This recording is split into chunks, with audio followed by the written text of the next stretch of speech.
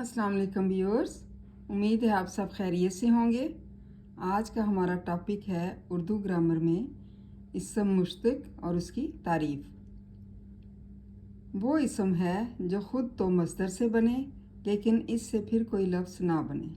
मिसाल के तौर पर जैसे पढ़ना से पढ़ने वाला, पढ़ने वाली, पढ़ा हुआ, पढ़ता हुआ अल्फाज बनते हैं, लेकिन आगे से इन सब से कोई लफ्ज़ नहीं बनता। इस्म मुश्तक इस्म मस्दर से बना है और मस्दर की पहचान है कि वो आखिर में ना लाता है। यही इसकी अहमियत और पहचान है।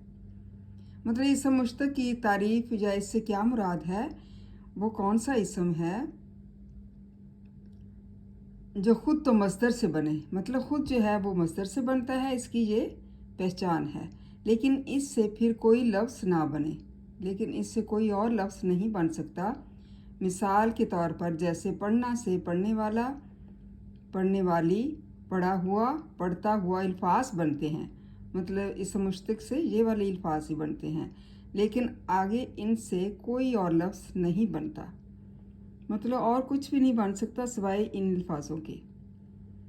इस्म मुश्तक जो है वो इस्म मस्दर से बना है और मस्दर की पहचान है कि वो आखिर में ना लाता है, मतलब ना आता है। जब भी कोई मस्दर होता है तो उसके आखिर में क्या आता है, ना आता है।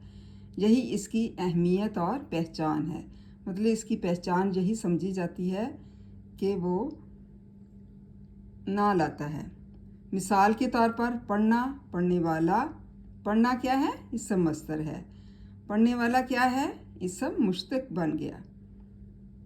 और इस्म मस्दर क्या है, लिखना, लिखने वाला, लिखने वाला क्या है, इस्म मुश्तक।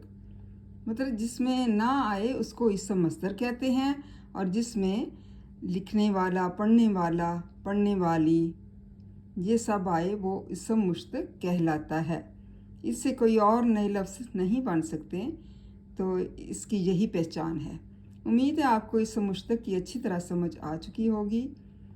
इसको लर्न करें, याद करें। थैंक यू एंड जज़ाकल्लाह खैर।